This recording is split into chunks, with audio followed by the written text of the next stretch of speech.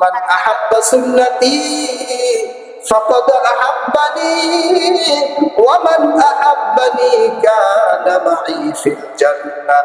যে আমি রাসূলকে মহব্বত করবে সে আমি রাসূলের সুন্নতকে মহব্বত করবে। আমার মহব্বতের পরিচয় হলো আমার সুন্নতকে মহব্বত করা, আমার আদর্শকে মহব্বত করা। আর যে ব্যক্তি আমি রাসূলকে মহব্বত করবে, আল্লাহ তাআলা বলেন কিয়ামতের ময়দানে জান্নাতের মধ্যে ওই ব্যক্তি আমার রাসূলের পাশাপাশি জান্নাতে থাকবে। রাসূলের সুন্নতের নমুনা আদর্শ হলো রাসূলকে ভালোবাসা, আদর্শ হলো রাসূলের সুন্নতকে মানা, রাসূলের সুন্নত দাঁড়ি রাখা, রাসূলের সুন্নত টুপি মাথা পরা, রাসূলের সুন্নতি পাঞ্জাবি গায়ে দেওয়া, অর্থাৎ আল্লাহ রাসূলের প্রত্যেকটা সুন্নতকে সুন্দরভাবে মানা।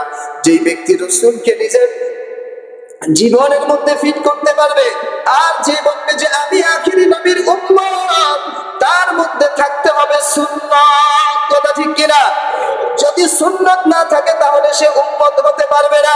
উম্মতের শর্ত হলো সুন্নাত থাকতে হবে, কারণ কিয়ামতের ময়দানে আল্লাহ রাসূল সাল্লাল্লাহু আলাইহি ওয়াসাল্লাম যখন হাউজে কাউসারের পেয়ালাটা হাতের মধ্যে নিয়ে আল্লাহ নবী বলবেন, আয় আয় উম্মতের দানা, এই হাসরের কঠিন ময়দানে আমি নবী ছাড়া এক বিন্দু পরিমাণ পানি পান করাইবার মতো কারো কোনো ক্ষমতা নাই।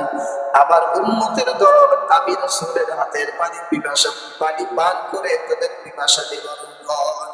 তখন আল্লাহ রাসূলের সামনে অনেক মানুষ সিরিয়াল ধরবে, হাজার হাজার লক্ষ লক্ষ মানুষগুলো সিরিয়াল ধরবে আল্লাহ রাসূলের হাতে হাউজে কাউসারের পানি পান করার জন্য। কিন্তু যখনই আমি আল্লাহ রাসূলের উম্মত বলে নিজেকে পরিচয় দিব, আর দুনিয়ার মধ্যে আমার সুন্নাত থাকবে না, ওই সময় রহমতের ফেরেশতারা পর্দা ফালাইয়া দিবে, আর আল্লাহর নবী ডেকে বলবেন, ও রহমতের ফেরেশতারা দল, এই বান্দা আমার নবী, আমি নবীর উম্মত, আমার এই মায়ার উম্মতকে কেন আমার সামনে আসতে দাও না?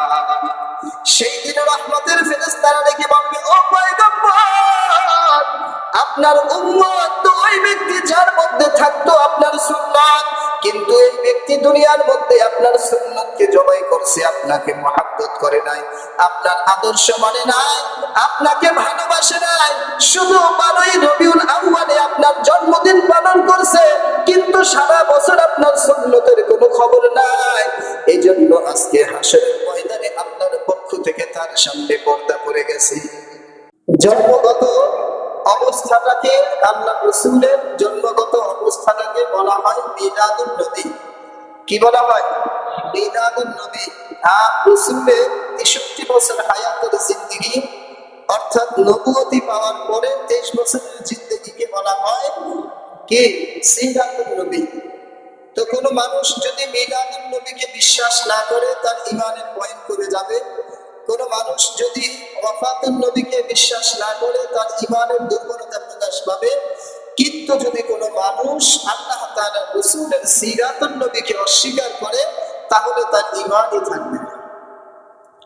তো এই জন্য আল্লাহ রাসূলের সিরাত হলো উম্মতের জন্য আলোচনার বিষয়।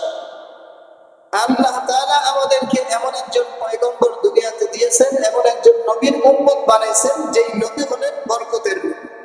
কিসের নবী? বরকতের নবী, রহমতের নবী, দয়ার নবী, মায়ার নবী। বলে রাসূলের বরকত, আল্লাহ রাসূল যখন আব্দুল মুত্তালিব তার সন্তান আব্দুল মুত্তালিব ইবনে আব্দুল্লাহ যিনি আল্লাহ রাসূল সাল্লাল্লাহু আলাইহি ওয়াসাল্লামের বাবা, বলে রাসূল সাল্লাল্লাহু আলাইহি ওয়াসাল্লামের ঔরসে আমিনার গর্ভে যখন মুহাম্মদুর রাসূলুল্লাহ প্রবেশ করলেন, বলে ওই সময় থেকেই আল্লাহ রাসূলের বরকত প্রকাশ পাওয়া শুরু হয়েছে। আমিনা বলেন যে আল্লাহ রাসূল সাল্লাল্লাহু আলাইহি ওয়াসাল্লাম যেদিন মুহাম্মদ আমার গর্ভে আসছে সেই দিন থেকেই আমার ঘরের প্রত্যেকটা দেওয়াল আমাকে সালাম দেওয়া শুরু করছে। শুধু তাই নয়, বলে আমি যদি উত্তপ্ত মরুভূমির মধ্যে বালুকা রাশির মধ্যে পা রাখতাম, তাহলে ওই জমিনটা আমার জন্য ঠান্ডা হয়ে যেত। আবার যদি কোনো পাথরের মধ্যে আমি গরম পাথরের মধ্যে পা রাখতাম, তাহলে সেই পাথরটাও কেমন যেন শীতল হয়ে যেত। সুবহানাল্লাহ। শুধু তাই নয়, আমিনা বলেন আমি যখন আমার সাংসারিক কাজের জন্য মরুভূমির মধ্যে হাঁটাচলা করতাম, প্রচন্ড রোদ, এই রোদ্রের মধ্যে কোত্থেকে যেন এক টুকরো মেঘের খণ্ড এসে আমি আমিনাকে ছায়া প্রদান করত। এগুলো একমাত্র মুহাম্মদ রাসূলুল্লাহর বরকত, আল্লাহ রাসূলের বরকত। মানে রাসূল সাল্লাল্লাহু আলাইহি ওয়াসাল্লামের 63 বছর হায়াতের জিন্দেগি আমাদের জন্য এমন, যদি আমরা রাসূলের এই হায়াতের জিন্দেগি 63 বছর হায়াতের জিন্দেগিকে আমরা বিন্দু পরিমাণ খেয়াল করি, আমাদের জন্য তো আল্লাহ রাসূলের প্রত্যেকটা কর্ম, আল্লাহ রাসূলের জীবন আদর্শ উম্মতে মুহাম্মাদের জন্য জান্নাতে যাওয়ার কারণ। কিন্তু আল্লাহ রাসূল সাল্লাল্লাহু আলাইহি ওয়াসাল্লামের জীবনের মধ্যে আল্লাহ রাসূল সাল্লাল্লাহু আলাইহি ওয়াসাল্লামের উপরে আল্লাহ তাআলার পক্ষ থেকে যে আদেশগুলো এসেছে, সেই আদেশগুলো মানা আমাদের জন্য ফরজ। আর রাসূলের আদর্শকে গ্রহণ করা, রাসূলের সুন্নাত মানা, এটা আমাদের জন্য সুন্নাত। আল্লাহ রাসূল সাল্লাল্লাহু আলাইহি ওয়াসাল্লামের প্রত্যেকটা কাজ উম্মতে মুহাম্মাদের জন্য জান্নাতে যাওয়ার একেবারে সহজ পথ। দেখেন, আল্লাহ রাসূল সাল্লাল্লাহু আলাইহি ওয়াসাল্লাম এমন একটা সময় দুনিয়াতে আসে, আর আল্লাহ রাসূলের যখন 10 বছর বয়স, রাসূল যখন এতিম, মা নাই বাবা নাই,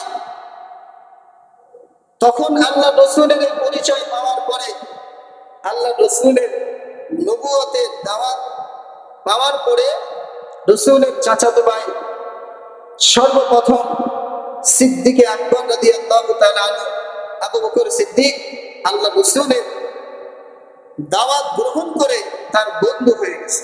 সুবহানাল্লাহ। আল্লাহ রাসূল সাল্লাল্লাহু আলাইহি ওয়াসাল্লাম এমন একজন মায়ার নবী, এমন একজন দয়ার নবী। আল্লাহ রাসূল সাল্লাল্লাহু আলাইহি ওয়াসাল্লামকে আল্লাহ পাক রব্বুল আলামিন এমন একজন নবী পয়গম্বর দুনিয়াতে পাঠাইলেন। এমন বরকত আল্লাহ রাসূলের জীবনের মধ্যে দিয়েছে। আবার আল্লাহর পয়গম্বরের জীবনের মধ্যে কত কষ্ট, বলে আখিরি নবীর কষ্ট আর দুঃখ যদি একত্রিত করা হয়, আলেওয়ালা সব নবীদের দুঃখ কষ্টের বলে সকল নবীদের দুঃখ কষ্ট এক পাল্লায় রাখলে, আর নবী মুহাম্মদুর রাসূলুল্লাহর দুঃখ যন্ত্রণা এক পাল্লায় রাখলে তারটাই ভারী হয়ে যাবে। যেই নবীর সৃষ্টি না হইলে কিছু সৃষ্টি হইতো না, ওই রাসূলকে আল্লাহ তাআলা কত কষ্ট দিলেন। বলে নবী যদি আল্লাহ তাআলার কাছে হাত তুলে বলতেন, ও আল্লাহ, এই পাহাড়টাকে তুমি আমার জন্য স্বর্ণে রূপান্তরিত করে দাও, আল্লাহ রাসূল বলতে দেরি উহুদ পাহাড় স্বর্ণে রূপান্তরিত হইতে দেরি হইতো না। কিন্তু তারপরেও রাসূল কষ্ট করেছেন, ধৈর্য ধরেছেন।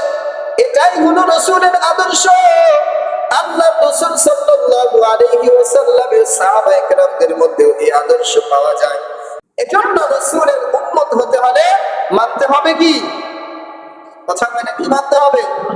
সুন্নাত মানতে হবে। দুনিয়ার জীবনে বাস্তব অবস্থায় যদি আমাকে দেখলে মনে হয় যে আমি একজন রাসূলের উম্মত, তাহলে হাসরের ময়দানে আমার পরিচয় হবে আমি রাসূলের একজন উম্মত। আর দুনিয়াতে যদি দেখলে আমাকে মনে হয় না যে আমি রাসূলের একজন উম্মত, উম্মত তো দূরের কথা, মুসলমান না হিন্দু, এটাই তো বোঝা যায় কি, ঠিক না? হিন্দু না মুসলমান এটাই তো বোঝা যায় না, রাসূলের উম্মত কিভাবে বুঝবে? কবরে যাওয়ার পরেও যদি উম্মতের পরিচয় না পায়, তাহলে সেই জায়গার মধ্যে সুন্নাতের খবর না থাকলে আমার আপনার সামনে রাসূলের পরিচয় আসার সাথে সাথে ধরা খেয়ে যাবে। আল্লাহ পাক রব্বুল আলামিন রাসূলের উম্মত সুন্নাত মেনে হওয়ার মতো তৌফিক দান করে, বলেন আমিন। আল্লাহ রাসূলের সিরাত থেকে, রাসূলের জীবনী থেকে, রাসূলের সুন্নাত থেকে আমাদের জীবনকে সাহাবায়ে কেরামের মতো আদর্শবান হয়ে আল্লাহ তাআলা রাসূলের মুহাব্বত দিলের মধ্যে রাখার তৌফিক দান করে, সকলে বলেন আমিন।